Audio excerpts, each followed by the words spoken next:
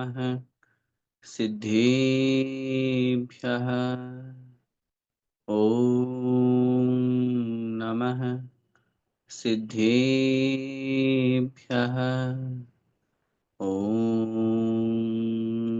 नमः सिद्धेभ्यः।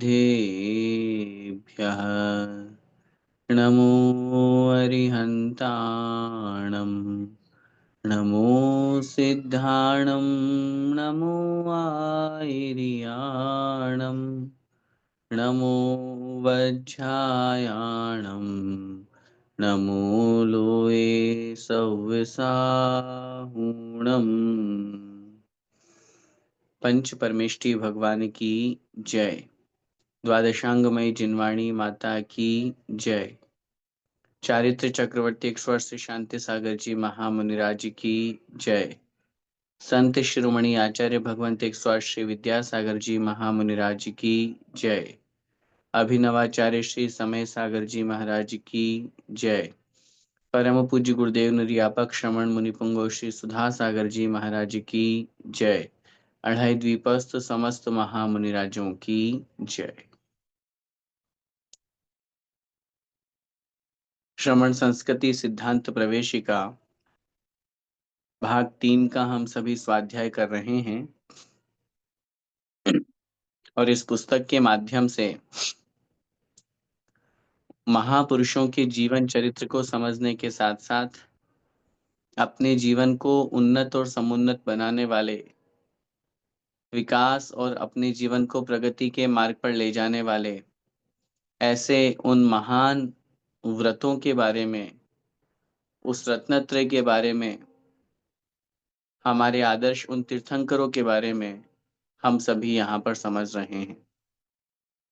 पिछली कक्षा में हमने तद्भव मोक्षगामी उस जीवनधर स्वामी की कथा पढ़ी थी, जिनके बारे में बचपन से अपन सुनते आ रहे हैं कि जिन्होंने उस मरणासन्न अर्थात मरते हुए उस कुत्ते को नमोकार मंत्र सुनाकर उसका कल्याण किया।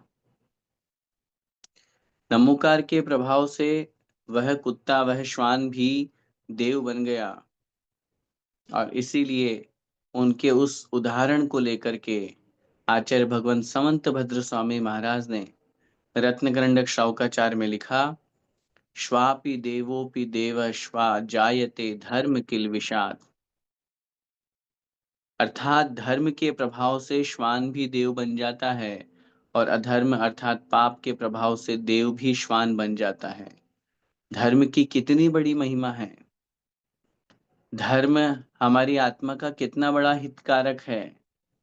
उस नमोकार मंत्र की शक्ति के प्रभाव से, उसके शब्दों के महत्व से और निश्चित रूप से उसके ऊपर जो श्रद्धान किया गया उसके प्रभाव से वह श्वान भी देव बन जाता है। इस प्रकार की कथाओं को पढ़ करके, सुन करके हमारे जीवन में हमें ये प्रेरणा लेनी चाहिए, कोई भी जीव यदि हमारे समक्ष मरणासन्न अवस्था में हो तो हमें उसको बहुत अच्छी तरह से नमोकार आदि सुनाकर उसको उपदेश देना चाहिए। उसको सकारात्मकता देते हुए अपने जीवन में उसने जो कार्य किए उन पाप कर्मों की ग्लानि कराते हुए उसे इस जो भी पर्याय में वह है उस पर्याय से छूटते हुए उसे नमोकार मंत्र, भगवान की भक्ति, स्तुति, अच्छी अच्छी बातें उसको सुनाना। ठीक वैसे ही जैसे जीवनधर कुमार ने, जीवनधर स्वामी ने सुनाया और जैसे हम किसी और को सुनाएंगे निश्चित रूप से, क्योंकि मरण काल तो सभी का आना ही है, एक दिन हमारा भी आएगा, तो हमें भी कोई ना कोई नमोकार सुनाने वाला मिल जाएगा। उस मरण अवस्था में क्योंकि अपन प्रतिदिन भगवान से एक ही प्रार्थना करते हैं, देहांत के समय में तुमको न भूल पाऊं, दिन रात मेरे स्वामी मैं भाव ना ये भाऊं। उस स्थिति में, उस समय में वह आत्मा अपने आप को उस परिणामों से युक्त कर ले, यही भावना प्रत्येक आत्मा की होनी चाहिए। उस पाठ को पढ़ने के बाद आज की इस कक्षा में आइए हम पढ़ेंगे पाठ 5 वीर शासन जयंती। हमने बहुत तरह के पर्वों के नाम सुने हैं। अक्षय तृतीया पर्व, अष्टानिका पर्व अभी चल रहा है। आज नवमी है, कल से अष्टानिका शुरू हो गई थी। अष्टानिका पर्व, अपने अक्षय तृतीया पर्व, दीपावली पर्व, दस लक्षण पर्व।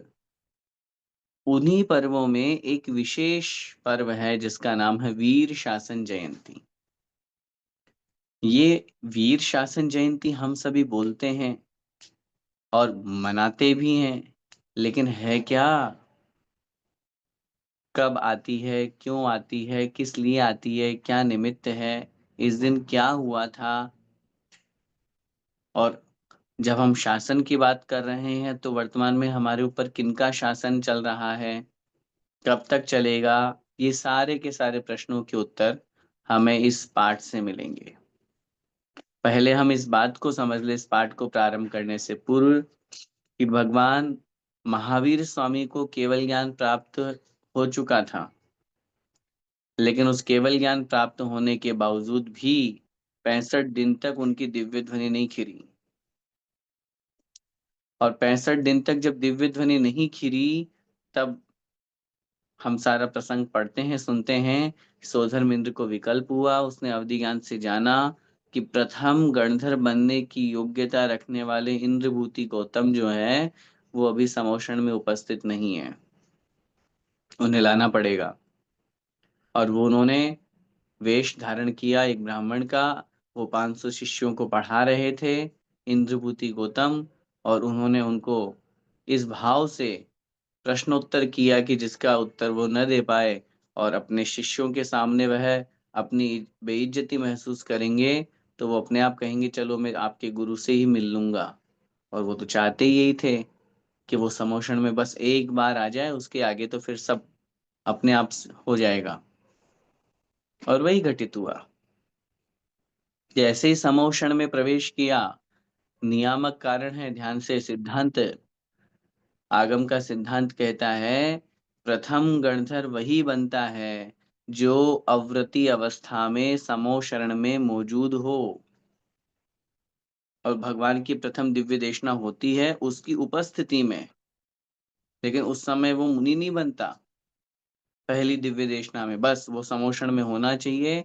और जैसे ही प्रथम दिव्य देशना होगी, भगवान के उपदेश से सम्यक दर्शन और सम्यक चारित्र अंगीकार करके फिर वो मुनि अवस्था को धारण करते हैं। ये व्यवस्था। तो यही जिस दिन से भगवान महावीर स्वामी का उपदेश प्रारंभ हुआ, उस दिन से वीर शासन जयंती मनाई जाती है। उस दिन को, उस दिन से भगवान महावीर स्वामी का शासन चला। ये कब तक चलेगा? जब आगे उत्सर्पणी काल का पहला दूसरा काल निकल जाएगा और तीसरा काल आएगा, उत्सर्पणी का तीसरा काल। उसमें जो प्रथम तीर्थंकर होंगे उनको केवल ज्ञान होगा। और केवल ज्ञान के बाद जब उनकी प्रथम दिव्य देशना खिरेगी, जिस दिन से, तब से उनका शासन शुरू होगा, तब तक भगवान महावीर स्वामी का शासन चलता रहेगा। ये नियम होता है। तीर्थंकर की दिव्य ध्वनि काल से लेकर के, प्रथम दिव्य देशना से लेकर के अगले वाले जो तीर्थंकर हैं उनकी दिव्य देशना से पूर्व तक का जो समय है, वो उनका तीर्थ काल कहलाता है, शासन काल कहलाता है। इसीलिए वर्तमान में हम तीर्थंकरों की उस परंपरा में भगवान महावीर स्वामी का शासन काल कहते हैं। आइए देखते हैं। अब हम इस पाठ को पढ़ते हैं, क्या लिखा हुआ है इसमें। वीर शासन जयंती। जैन शास्त्रों के अनुसार नए वर्ष का प्रारंभ श्रावण शुक्ला प्रतिपदा को होता है। श्रावण शुक्ला प्रतिपदा युग का प्रारंभ अथवा उत्सर्पणी या उत्सर्पणी रूप कालों का आरंभ इसी तिथि से होता है। जब अपन श्रावण शुक्ला एकम से लेकर के पूरे 45 दिन लगाते हैं, 49 दिन तक 49 प्रकार की सुवृष्टियां पुनः शुरू होती है। उत्सर्पणी या उत्सर्पणी का एक कल्पकाल पूरा चक्र पूर्ण होने के बाद में प्रलय काल आता है। और प्रलय काल के 49 दिन निकलने के बाद श्रावण शुक्ला एकम से लेकर के पूरा 1 माह, और फिर उसके बाद में, हाँ ठीक है, श्रावण कृष्ण एकम लिखा है, श्रावण शुक्ला एकम से। हाँ, मेरे शुक्ला बोलने में आ गया, क्षमा चाहता हूँ। श्रावण कृष्ण प्रतिपदा, क्योंकि पहले कृष्ण पक्ष आता है फिर शुक्ल पक्ष आता है, ऐसे ही फिर भाद्रपद का हम कृष्ण पक्ष बताएंगे। तो 45 दिन हो गए पूरे श्रावण कृष्णा का, 45 दिन श्रावण की कृष्ण पक्ष की तिथि, फिर शुक्ल पक्ष, तो 15-15 1 माह पूरा श्रावण मास हो गया। श्रावण के बाद भाद्रपद आता है, भाद्रपद का कृष्ण पक्ष निकल गया 15 दिन का, 45 दिन वो, और फिर शुक्ल पक्ष के 4 दिन भाद्रपद के, तो हो गए 49 दिन। ये इन 49 दिनों तक 7-7 प्रकार की सुवृष्टियां होती है। और भाद्रपद शुक्ला पंचमी के दिन जो विद्याधर आदि के द्वारा सुरक्षित रखे गए जोड़े थे वो, और अन्य जो मनुष्य और तिर्यंच हैं, ये गुफाओं से बाहर निकल करके और फिर अपना नया उत्सव मनाते हैं, नया जीवन का नृत्य करते हैं। वह जो दिन होता है वो भाद्रपद शुक्ला पंचमी, हमारे 10 लक्षण महापर्व का प्रथम दिवस उत्तम क्षमा धर्म का होता है। खैर, तो वो जो यहाँ बात कर रहे हैं कि नए वर्ष का प्रारंभ श्रावण कृष्णा प्रतिपदा को होता है, और युग का प्रारंभ अथवा उत्सर्पण या उत्सर्पणी रूप जो कालों का आरंभ होता है, वो भी इसी तिथि से होता है। युग की समाप्ति आषाढ़ पूर्णिमा को होती है, पश्चात श्रावण कृष्णा प्रतिपदा को युग प्रारंभ हुआ करता है। मतलब वो जो कल्प काल है, 49 दिन तक जो 7-7 प्रकार की कुवृष्टियां हुई, वो समाप्त हो गई आषाढ़ तक, पूर्णिमा तक, और फिर उसके पश्चात श्रावण मास से वह सुवृष्टियां होना शुरू होती है, और 49 दिन तक सुवृष्टियां होने के बाद भाद्रपद शुक्ला पंचमी को सब पूरी सुवृष्टि होकर के संपूर्ण हो जाती है, और फिर नया जीवन प्रारंभ होता है। भगवान महावीर केवल ज्ञान होने के बाद 66 दिन तक मौन विहार करते हुए राजगृह में आए। अब केवल ज्ञान होते ही उनमें तो दिव्य देशना का पूर्ण रूप से निमित्त बन गया। अब इस प्रसंग को यहाँ पर पढ़ेंगे तो एक बहुत बड़ा सिद्धांत हमारे सामने निकल करके आएगा। सिद्धांत माने आगम का नियम। भगवान को केवल ज्ञान हो गया, महावीर स्वामी को केवल ज्ञान की प्राप्ति हो गई, लेकिन उसके बावजूद भी उनकी दिव्य देशना नहीं खिरी। उसका कारण था गणधर अनुपस्थित थे, गणधर नहीं थे। सोचिए गणधर कितना बड़ा रोल अदा करते हैं भगवान की दिव्य देशना के होने में, कितने बड़े निमित्त हैं। लोग कहते हैं निमित्त तो कुछ नहीं होता, अगर नहीं होता तो भगवान को तो केवल ज्ञान प्रकट हो गया तो फिर उसी दिन उपदेश हो जाना चाहिए।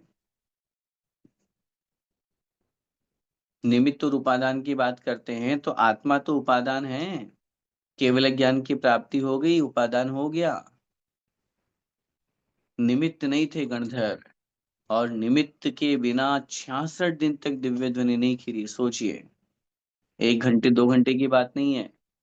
और जैसे ही निमित्त सामने आया, भगवान की देशना शुरू हो गई।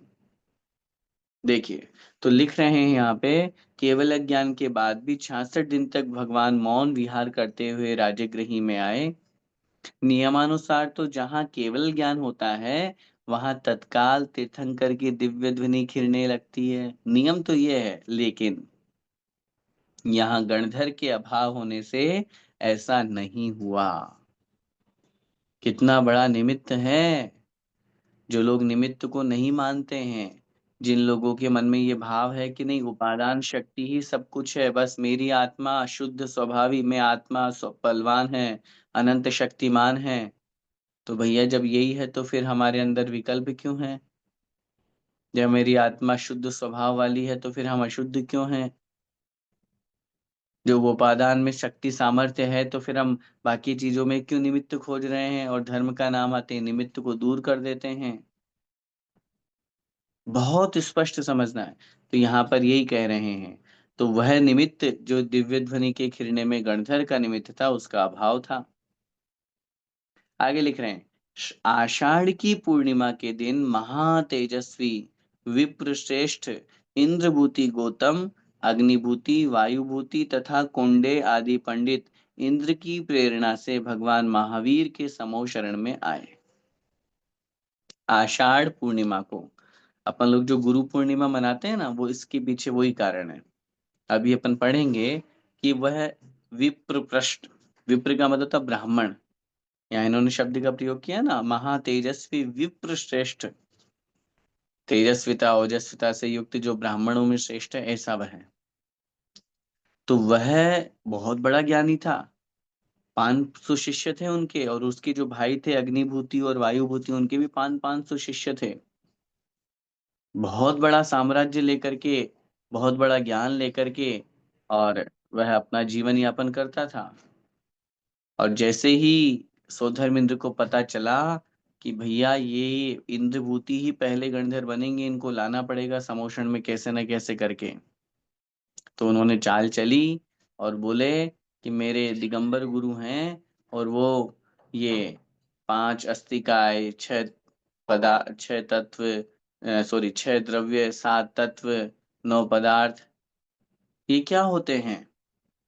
वो तो मौन हो गए, इसलिए वो उपदेश नहीं दे रहे, आप बता दो। अब शिष्यों के सामने अगर कोई पूछे तो गलत बताने की हिम्मत नहीं, और ये कह नहीं सकते हैं कि नहीं हमको आता नहीं। लोग कहेंगे, शिष्य कहेंगे कैसे गुरुजी, इनको आता ही नहीं। अभिमान अंदर जागृत हो गया, उन्होंने कहा कौन है तेरा गुरु? बताया उन्होंने, महावीर भगवान है मेरे गुरु, चल मैं उन्हीं से शास्त्रार्थ करूंगा। सौधर्मेंद्र ने मन में विचार किया, एक बार आप समोषण में आ जाएं, बस मैं यही चाहता हूँ। और वो जैसे ही समोषण में पहुंचे, सामने मान स्तंभ देखा, जिनेन्द्र देव की प्रतिमा के, अभी तो भगवान को देखा ही नहीं, अभी तो महावीर स्वामी को उन्होंने जाना ही नहीं, देखा ही नहीं, दर्शन ही नहीं किए, केवल बाहर जो मान स्तंभ में जिन प्रतिमाएं विराजमान थी अकृत्रिम, उनके दर्शन किए, उतने में ही उनका मान गलित हो गया, उन्हें सम्यक्त की प्राप्ति हो गई। और जैसे सभा में पहुंचे, भगवान का उपदेश होने लगा, और जैसे उपदेश हुआ, पूर्ण हुआ, उन्होंने वहीं पे कपड़े उतारे, मुनि दीक्षा धारण की, और प्रथम गणधर बन गए। तो बात जो अपनी चल रही है, भगवान महावीर स्वामी के समोषण में आए, वे सभी पंडित अपने अपने 500 शिष्यों से सहित थे। इंद्रभूति के 500 अलग, अग्निभूति के अलग, वायुभूति के अलग, जिन्होंने धर्म का वास्तविक स्वरूप समझने के बाद वस्त्र आदि का त्याग कर संयम धारण कर लिया। कितनी बड़ी बात है। लोग कहते हैं प्रभावना कैसे हो, अरे कितनी बड़ी प्रभावना महावीर स्वामी ने करी, एक उपदेश से। कितने? सिर्फ एक उपदेश से उन्होंने कितने लोगों की गृहस्थी छुड़ा करके, कितने लोगों को वस्त्र आदि परिग्रह छुड़ा करके और मुनि दीक्षा धारण करा दी। उन्होंने किसी को कहा नहीं तुम दीक्षा लो, उन्होंने किसी को दीक्षा के संस्कार नहीं किए। उपदेश का प्रभाव, कथन का प्रभाव कौन कर रहा है? वीतरागी सर्वज्ञ भगवान कर रहे हैं, तीर्थंकर महावीर स्वामी कर रहे हैं। ये प्रभाव होता है। कौन बोलने वाला है? वचन तभी प्रामाणिक होते हैं जब वक्ता प्रामाणिक होता है। और वक्ता सामने अगर वीतरागी है तो फिर डाउट क्या करना, सर्वज्ञ है तो फिर विकल्प क्या करना। और उन्होंने अपने 500 शिष्यों के साथ में संयम धारण कर लिया। उसी समय राजा चेटक की पुत्री चंदना एक धवल वस्त्र धारण कर आरिकाओं में प्रमुख हो गई। सोचिए, जो महावीर स्वामी की मौसी, गृहस्थ अवस्था की मौसी भी कही जाती है, ऐसी वह चंदन बाला जो है, जिसे चंदना कहते हैं, वह भी आरिका बन गई। राजा सैनिक भी अपनी चतुरंगिणी सेना के साथ समोषण में पहुंचा और जिनेन्द्र देव को नमस्कार कर प्रमुख श्रावक बन गए। अब प्रमुख आरिका, प्रमुख श्रावक, जिसे हम प्रमुख श्रोता भी कह सकते हैं, राजा सैनिक थे। राजा सैनिक भगवान महावीर स्वामी के मुख्य श्रोता थे, प्रमुख श्रावक थे। उन्होंने महावीर स्वामी से 60,000 प्रश्न किए। तो इस तरह से अब, क्योंकि भगवान, अब एक बात और सिद्धांत समझिए, तीर्थंकर से सीधा प्रश्न करने का अधिकार किसको है? उत्तर मिलेगा 3 लोगों को। पहले चक्रवर्ती अथवा मुख्य श्रोता, दूसरे गणधर स्वामी जो होते हैं वो, और तीसरे नंबर पे सौधर्मेंद्र। इन 3 महानुभावों को अधिकार है उनसे प्रश्नोत्तर करने का। उनके अलावा और कोई भी सामान्य जनता उनसे प्रश्न नहीं पूछ सकती। उनको अगर जिज्ञासा है, कोई बात मन में है, तो वो गणधरों से पूछ लेती है। जब भगवान के उपदेश के बाद का शून्य काल होता है, उसमें वो गणधरों से पूछ लेते हैं। तो इस प्रकार राजा सैनिक जो है वो वहां पर मुख्य श्रावक बन गए, प्रमुख श्रोता बन गए। तब वर्धमान प्रभु ने श्रावण मास के कृष्ण पक्ष की प्रतिपदा तिथि को प्रातः काल के समय अभिजीत नक्षत्र में दिव्य ध्वनि के द्वारा शासन परंपरा चलाने के लिए उपदेश दिया। उस प्रथम दिवस आषाढ़ की पूर्णिमा को वह समोषण में, आई मीन इंद्रभूति गौतम, और फिर जैसे ही भगवान महावीर स्वामी ने उपदेश दिया श्रावण मास की कृष्ण पक्ष की प्रतिपदा, और यही दिवस वीर शासन जयंती के रूप में कहा जाता है। लिख रहे हैं, उन्होंने प्रातः काल के समय अभिजीत नक्षत्र में दिव्य ध्वनि के द्वारा शासन परंपरा चलाने के लिए उपदेश दिया। शासन परंपरा का तात्पर्य है, जैसे ही भगवान का उपदेश हुआ, अब आज से भगवान महावीर स्वामी का शासन चल पड़ा। अब जब तक केवल ज्ञान हो गया था, 66 दिन तक दिव्य देशना नहीं खिरी, तो भी शासन किनका चल रहा है? पार्श्वनाथ भगवान का, क्योंकि देशना नहीं खिरी। 66 दिन बाद भगवान महावीर स्वामी का शासन काल प्रारंभ हुआ। इस प्रमाण के अनुसार श्रावण कृष्ण प्रतिपदा को ही वीर शासन जयंती संपन्न की जाती है। उसी दिन से श्रावण कृष्णा प्रतिपदा को वीर शासन जयंती अपन लोग मनाते हैं। क्यों? भगवान महावीर स्वामी का शासन आज से प्रारंभ हुआ। जैसे जयंती मनाते हैं ना, जन्म होना, ऐसे महावीर स्वामी के शासन का जन्म जयंती के रूप में मनाया जाता है। आगे लिख रहे हैं, भगवान महावीर की दिव्य ध्वनि अनक्षरी, दुंदुभी के समान गंभीर तथा 1 योजन तक फैलने वाली थी। कैसी होती है दिव्य ध्वनि? भगवान उपदेश जो देते हैं वो किस प्रकार देते हैं, किस तरह का देते हैं? आचार्यों ने लिखा है शास्त्रों में, तालु ओष्ठ कंठादि न हिलते, नहीं बदलती मुख कांति। तीर्थंकर जो उपदेश देते हैं, उनका तालु, होठ, कंठ, ये सब कुछ नहीं हिलते, और मुख की जो प्रकृति है, कांति है, वो बदलती नहीं है। अपन जब बोलते हैं तो अनेक प्रकार का चेहरा हमारा सामने होता है, हमारे होठ भी हिल रहे हैं, हाथ भी हिल रहे हैं, सब कुछ चल रहा है। तीर्थंकर जब दिव्य देशना को देते हैं, तब उस समय ऐसी कोई व्यवस्था उनके साथ नहीं होती। सोचिए, ऐसी कोई व्यवस्था उनके साथ नहीं होती। बिना किसी ओष्ठ आदि के हिले, हाँ, लेकिन दिव्य ध्वनि मुख से निकलती है। बहुत जगह आप लोग पढ़ सकते हैं सर्वांग से, तो लेकिन आचार्यों के प्रमाण नहीं है। मूल आचार्यों के प्रमाणों में मुख से दिव्य ध्वनि, हाथ से कैसे आवाज निकलेगी? सोचिए, मुख से।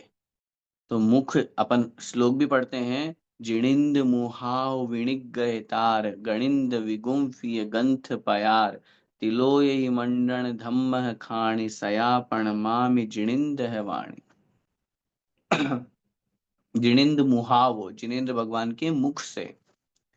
जब अपन सूत्र बनाते हैं, मंत्र बनाते हैं, ओम ह्रीम श्री जिन मुखोद्भूत स्याद्वाद ने गर्भित द्वादशांग जिनवाणी, जिन मुखोद्भूत, जिनेन्द्र भगवान के मुख से निकली हुई।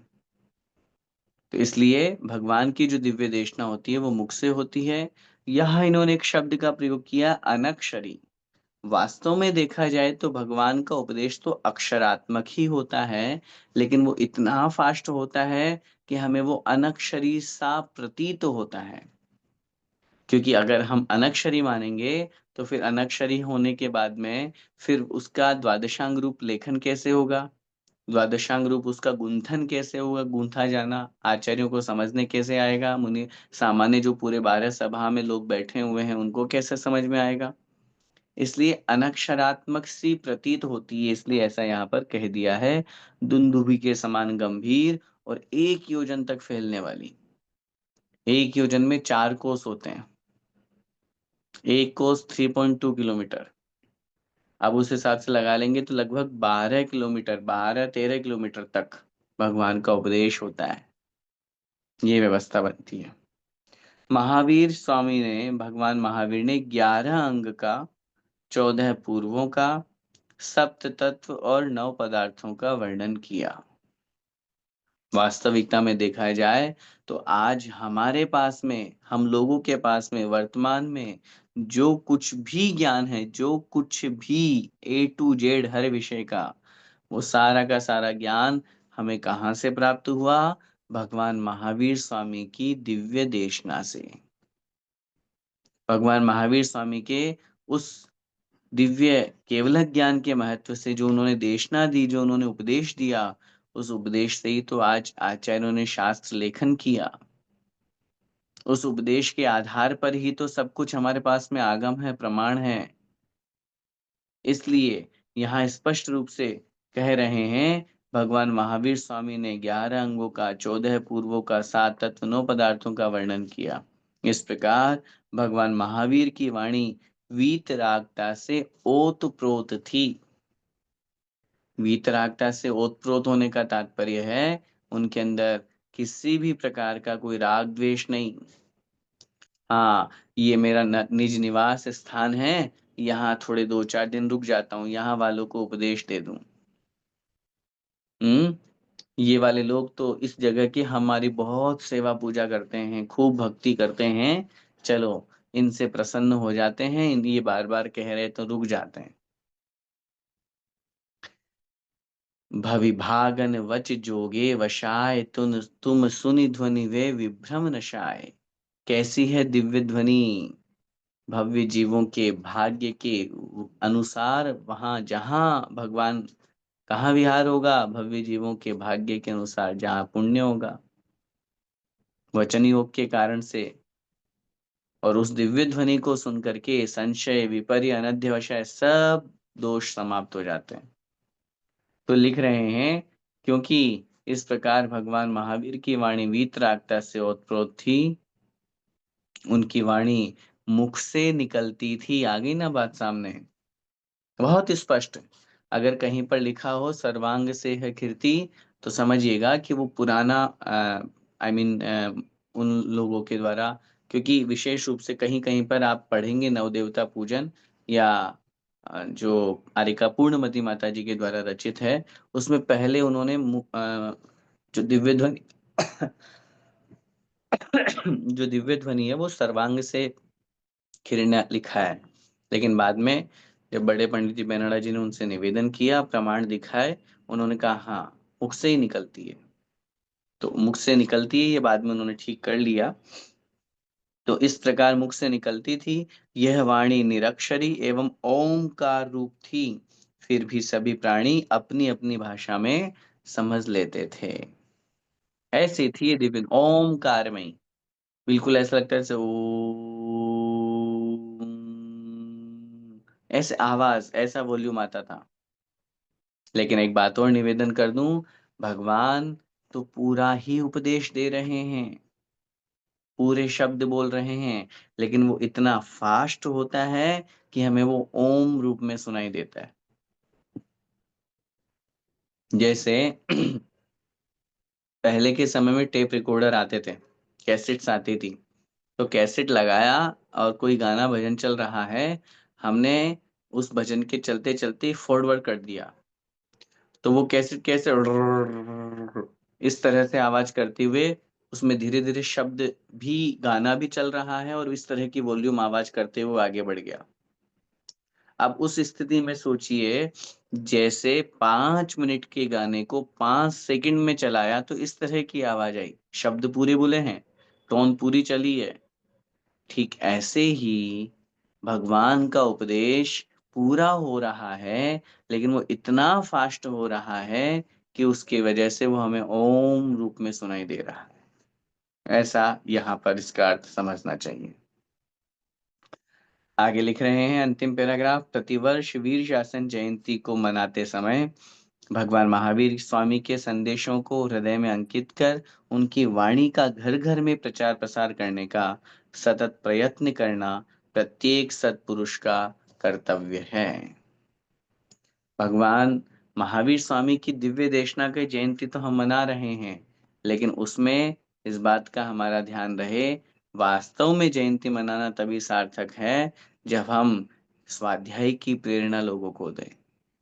जो उपदेश उन्होंने दिया, आज से उपदेश प्रारंभ हुआ था, उस उपदेश को मैं भी अपने जीवन में हृदयंगम करूं, मैं भी अपने जीवन में उसे अपनाऊं, मैं भी अपने जीवन में उस उपदेश के माध्यम से चरित्र के मार्ग पर आगे बढ़ूं। और निश्चित रूप से वह जो उस उपदेश को स्वीकार करके अपने जीवन को आगे बढ़ाता है, वह आत्म कल्याण के मार्ग पर चल के एक दिन भगवान महावीर स्वामी के समान हम भी मोक्ष परम पद को पा सकते हैं। लेकिन वीर शासन जयंती हम इसलिए मनाते हैं क्योंकि आज से उपदेश शुरू हुआ, तो उपदेश शुरू हुआ है तो उस उपदेश का कुछ अंश हमारे जीवन में आ जाना चाहिए, कुछ अंश हमें याद रहना चाहिए। जैसे मैं हमेशा कहा करता हूँ कि हम जहाँ भी जाते हैं वहां से कुछ ना कुछ लाते हैं। अभी 1 घंटे की क्लास में हम क्या सीख करके उठेंगे, ये सोचना है, ये भाव रखना है अपन को। तो वो तभी हो पाएगा। इसी तरह हम कोई शासन जयंती मना रहे हैं या कोई भी पर्व मना रहे हैं, वो तभी सार्थक हो पाएगा जब हम अपने जीवन में जब हम अपने जीवन में उस पर्व की महत्ता को समझते हुए, विशेष रूप से अभी वीर शासन जयंती की बात है, तो उस वीर शासन जयंती में भगवान महावीर स्वामी के उपदेशों को स्वयं भी अपनाएं और घर घर में पहुंचाएं। घर घर चर्चा रहे धर्म की, ये भावना हमारे मन में आनी चाहिए, होनी चाहिए। इस तरह के परिणाम रख करके, चूंकि ये पाठ छोटा ही था और भगवान महावीर स्वामी के शासन काल के बारे में इन्होंने कब हुआ, कैसे हुआ और उसके संबंध में अपने और भी अनेक बातें यहाँ पर रखी है।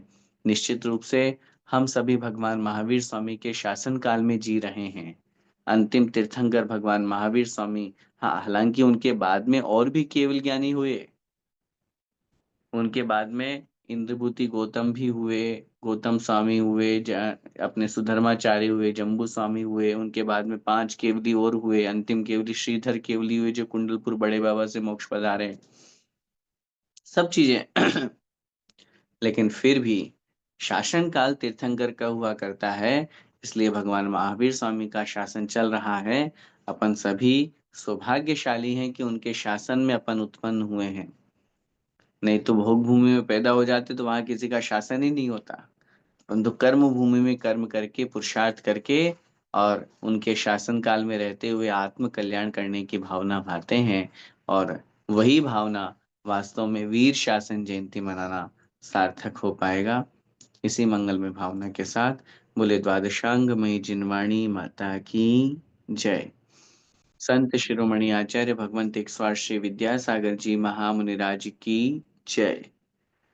अभिनवाचार्य श्री समय सागर जी महाराज की जय।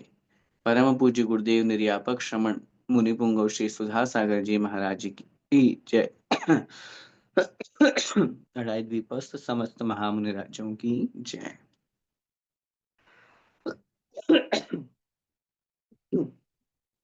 सॉरी। आइए आज की क्लास का सेकंड पॉइंट जो हमारा क्विज होता है उसका डिस्कस करते हुए फिर हम रिजल्ट अनाउंस करेंगे।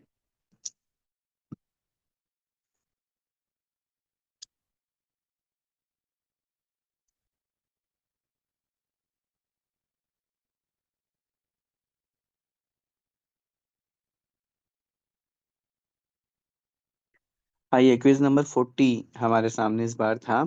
10 प्रश्न इसमें रखे गए थे। आइए हम उस पर पहले डिस्कस करते हैं। पशुओं का इंद्र कौन है? ए सिंह, बी हाथी, या सी सर्प? सही उत्तर है ए सिंह। क्योंकि 24 जब हम 100 इंद्रों की बात करते हैं, भवनालय चालीसा, वेंतर देवाण होंति बत्तीसा, कप्पा मर चौबीसा, चंदो सूरो नरो तिरियो, तो उसमें तिरियंचों में सर्वश्रेष्ठ इंद्र के समान सिंह अर्थात शेर को माना जाता है। अगला प्रश्न है, गौतम स्वामी की माता का नाम क्या है? सोमश्री, पृथ्वी देवी, या श्रीमती मदालसा? सही उत्तर है पृथ्वी देवी। तीसरा प्रश्न, तीर्थंकर गर्भ से ही कितने ज्ञान के धारी होते हैं? 3, 2, या 4? सही उत्तर है 3। मति, श्रुत और अवधि ज्ञान, इन तीनों ज्ञानों से युक्त तीर्थंकर गर्भ से ही हुआ करते हैं। श्रावक की कितनी क्रियाएं होती है? 53 क्रियाएं, 8, या 3? सही उत्तर है 53 क्रियाएं। आदि पुराण में आचार्य जिनसेन स्वामी महाराज में इसके बारे में बहुत विशद वर्णन किया है, हम सबको जरूर पढ़ना चाहिए। देवों के कितने गुण स्थान होते हैं? प्रथम से लेकर 4 तक, प्रथम से लेकर तीसरे तक, प्रथम से लेकर 7वें तक? सही उत्तर है प्रथम से लेकर चतुर्थ गुण स्थान तक, चौथे गुण स्थान तक। क्योंकि देवों में एक देश संयम भी नहीं होता है, इसलिए वो पंचम गुण स्थान को प्राप्त नहीं हो सकते। तो 1 से 4 गुण स्थान। अगला प्रश्न, श्रवण नक्षत्र में कौन कौन से तीर्थंकरों ने दीक्षा ली थी? श्रेयांस नाथ जी, मुनिसुब्रत नाथ जी, श्रेयांस नाथ जी, नेमिनाथ जी, या अजित नाथ जी, अरनाथ जी? सही उत्तर है ए श्रेयांस नाथ मुनिसुब्रत नाथ जी। 7वां प्रश्न, कौन से तीर्थंकर को क्षमा में अग्रणीय माना जाता है? धर्मनाथ जी, पार्श्वनाथ जी, और महावीर स्वामी? हम सभी जानते हैं बी पार्श्वनाथ जी। क्योंकि अगर वो क्षमा नहीं करते, वो भी वापस रिप्लाई करते, प्रत्युत्तर देते, तो आई थिंक वो युद्ध कभी समाप्त नहीं होता, वो जन्म जन्मांतरों तक बैर बंधा हुआ रह जाता। अगला प्रश्न, श्री कुंतुनाथ भगवान के समोषण में कितने श्रावक थे? 1 लाख श्रावक, 3 लाख श्रावक, अथवा 10,000 श्रावक? सही उत्तर है 1 लाख श्रावक। लेकिन ये अतिशय है, ये समोषण का महत्व है कि वहां 1 लाख क्या, करोड़ों लोग भी पहुंच जाएं, तो भी एक दूसरे को बिना स्पर्श किए, बिल्कुल बिना बाधा के, बिना विघ्न के बैठ करके भगवान का उपदेश सुनते हैं। नेक्स्ट, 9वां प्रश्न, औदैक भाव कौन से गुण स्थान तक रहता है? 1 से 12 तक, 1 से 13 तक, अथवा 1 से 14 तक? सही उत्तर है सी 1 से 14 तक। क्योंकि असिद्धत्व जो भाव है, ये संसारी अवस्था तक रहता है, 14वें गुण स्थान तक। अंतिम प्रश्न, उपशम कौन से कर्मों का हो सकता है? वेदनीय, मोहनीय, या अंतराय? सही उत्तर है बी मोहनीय। क्योंकि कर्मों का जो उपशम होता है, वो मोहनीय कर्म के अंतर्गत ही उसके भेद रूप में बताए गए हैं, उसके अलावा अन्य कर्मों में वह नहीं होता। इस बार हमारे क्विज नंबर 40 के जो टॉप विनर्स हैं, उनका नाम मैं यहाँ पर अनाउंस कर रहा हूँ। जय श्री हरेंद्र शाह बड़ोदरा, सुमन जी जैन कोचीन, पुष्पलता जी बढ़ जाता है बोरीवली मुंबई, साधना सांधता सांधता सेठी नई दिल्ली, हो सकता है वाई की जगह टी लग गया हो, तो संध्या सेठी भी हो सकता है। मीनू जी जैन दोहा कतर, निर्मला जी सांवला रामगंज मंडी, अनुराधा जी जैन इम्फाल, अर्चना जी कासलेवाल इम्फाल, कुसुम जी जैन अमेरिका, मंजू जी सेठी रांची, प्रेमलता जी जैन राजस्थान, गुणमाला जी गांधी भीलोड़ा, माया जी जैन दिल्ली, हेमा जी जैन कोलकाता, कुसुम जी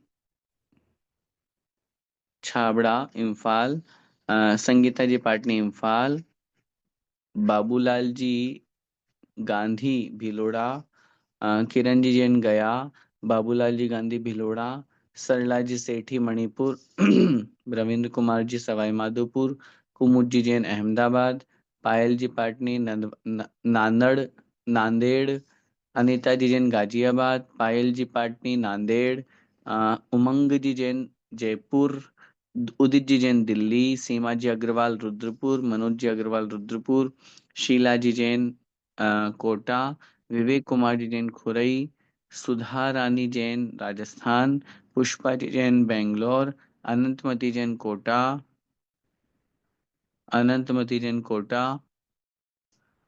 इसके बाद में है दिनेश कुमार जी जैन कोटा, मधु जी जैन बालोतरा, योगी जी जैन कोटा, अमर कुमार जी जैन रामगंज मंडी, अ,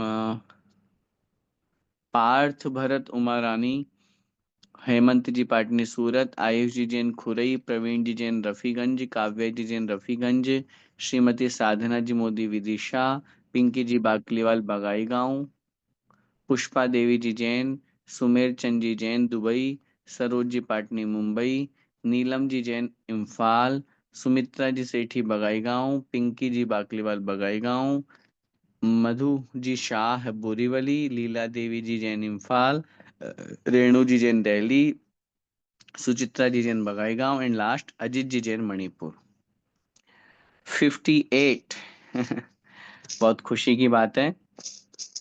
58 लोगों ने यहाँ पे ये टॉप विनर रहे हैं।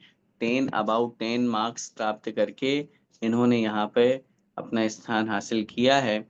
मैं समस्त श्रवण संस्कृति जीसीसी परिवार की तरफ से आप सभी को बहुत बहुत बधाइयाँ, बहुत बहुत शुभकामनाएं प्रेषित करता हूँ। आप सबकी बहुत बहुत अनुमोदना। आपके माध्यम से आपने स्वाध्याय किया और इन प्रश्नों का सही उत्तर दिया। आपके माध्यम से इस प्रतियोगिता को, इस क्विज को हम और जितना ज्यादा हो सके उतना ज्यादा ग्रुप्स में शेयर करें, फैलाएं, ताकि अधिक से अधिक लोग इससे जुड़ करके और अपनी धर्म में के प्रति रुचि बढ़ाएंगे और स्वाध्याय में उनका मन लगेगा। यशोदा वल्लभम वीर जी